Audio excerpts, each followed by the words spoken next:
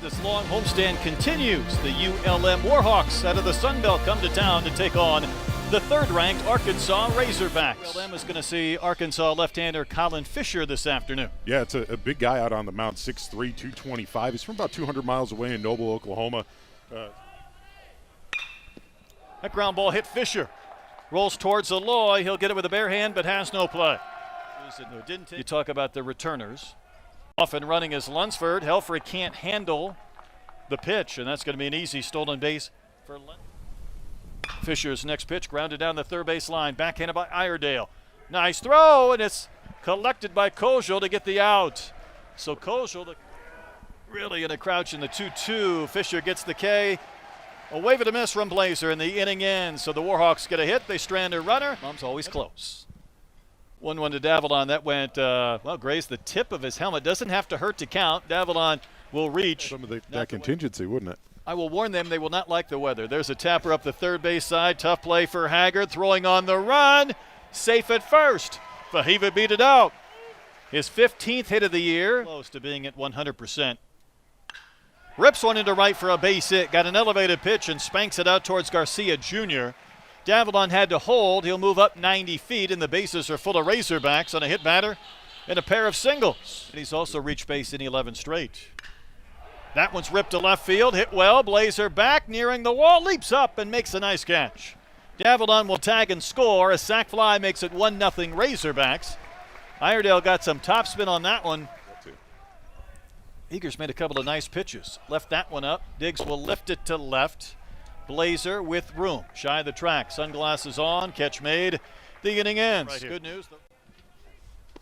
Is that a swing? Yes, it is. Says Seth Buckminster at third. A swinging strikeout. Third K. I think it's wonderful. You know, even if you're hurt, you can do it.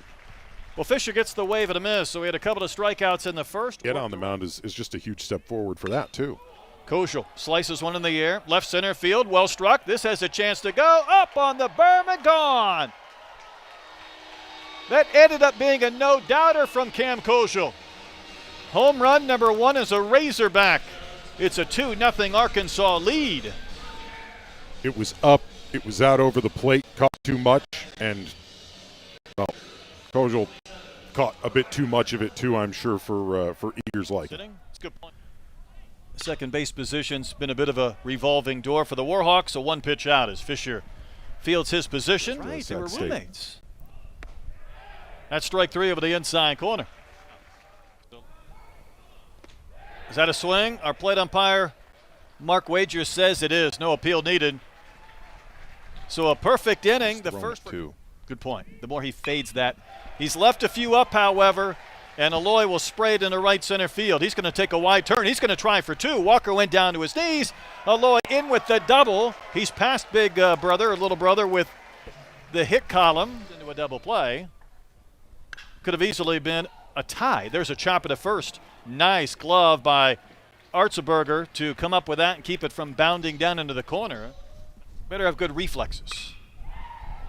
Pokes one out to right. Garcia Jr. comes charging in. He's not going to get there, so it's going to drop. His brother was tagging, so Vahiva has to hurry. And Cahillo knocked him in.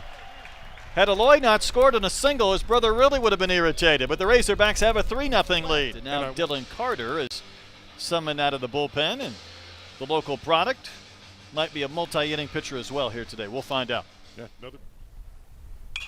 And Haggard will pop one up. First base side, Kojal is going to make the casual basket catch. He had to navigate around the base coach and then pick it. Dylan Carter with a pop-up and a line out, and that one lined into right for a base hit. So Garcia gets the second Warhawks hit. Little life in the ULM dugout. It always helps.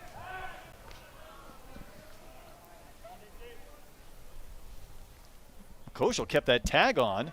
Garcia popped up, and apparently he stepped off the bag. So how about the heads-up play from Cam Kojal? Job, you've gotten back in, and here you can see, nothing special about that play. And then, like you said, he's on the green base. He is. He does. He jumps back to the green base right there and gets tagged out. Totally fine with that. Helfrich struck out his only time in. He lifts one to left field. Blazer doesn't see it. It doesn't matter. That ball's going to clear the bullpen and the seats. Ryder Helfrich did not miss. He gets one up and out, and the Razorbacks have their second long ball of the day. That was a no-doubter. That ball was, I mean, he took the ace swing, and he watched it the entire way. And you mentioned it there. Blazer lost it in the sky, and there was just no shot to get that ball. It was long gone. Souza waits on a 1-2. Slices one in the gap to left center field. That feels good for Nolan. It's down. Cut off by Blazer. Nope, he didn't get it. So Souza lost his helmet. He will cruise into second base, and that'll fire up Nolan. Souza. Just keep doing it over and over. Pitch from Shaw at 89 misses. So cliche, but tomahawked into center for a base hit. Souza got turned around trying to get out of the way of that line drive at 101 and has to hold a third. Well, I guess it applies here too. Good things happen when you put the ball in play. Sure does. It's one of the most. Bases full of Razorbacks. A throw to third, but that's going to be a balk.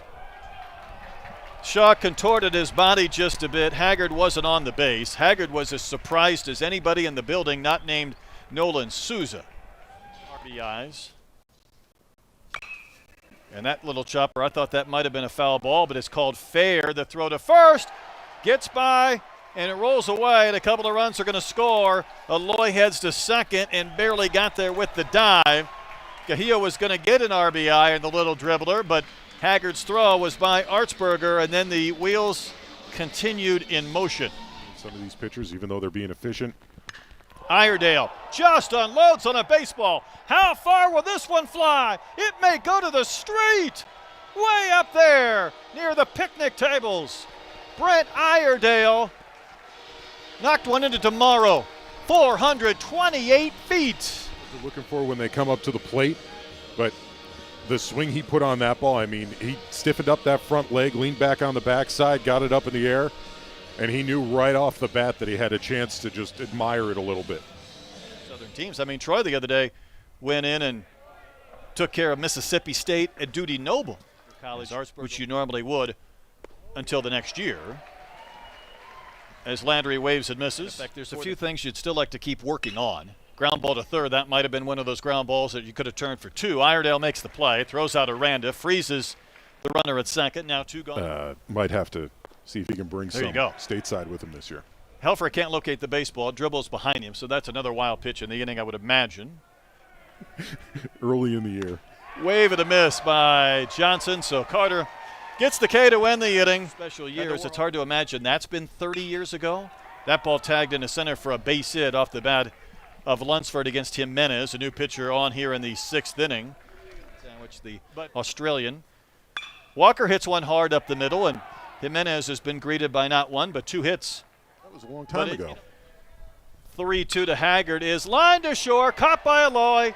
Back to second for a double play. Had Walker not been heads up at first, we might have had a chance for three. That ball tickled. My hair's gonna get. Good luck with that. Wave and a miss by Blazer. He will K to end the inning. So Jimenez had kind of a rough beginning. Gave up a couple of singles, got the line out, gets the strikeout. He's not happy, but he faced only four batters. Good pitchers all over the place, and he was one of them. Maxwell dumps one out into right center field. It'll drop for a hit. Garcia Jr. picked it up, then dropped it, and Maxwell content to hold with his second hit. Pause and bang. From Sheets, the pitch timer wasn't working. Ground ball to second. There is Johnson. Flips to second for one, back to first, and Aloy is tagged by Artsberger to get the double play. Make sure the butter melts. Spashed up the middle, base hit into center by Iredale. That's his second hit to go along with a homer and 3 RBIs. I did ask him around too. That leadoff single, he got the double play, gave up another base hit, then hit Kendall Diggs. So the base runners, as Koschel bats. Little looper just deposited out into left for a base hit. Iredale will come home to score the 10th run as Koschel knocks in his second of the game. Little cue shot. Helfrich batting against our unnamed pitcher, mustached as he is, and there's a ground ball to first, and he's not going to give us much time to talk about him because Helfrich rolls out on the first pitch. Our unnamed pitcher has been the best pitcher. 10-0 Razorbacks through 6. I'm interested to see Gibler pitch, Sean. We know he came with a lot of acclaim out of the high school ranks. A chance to see him get in there a couple of innings of work so far this year, but has come in. Oh, no.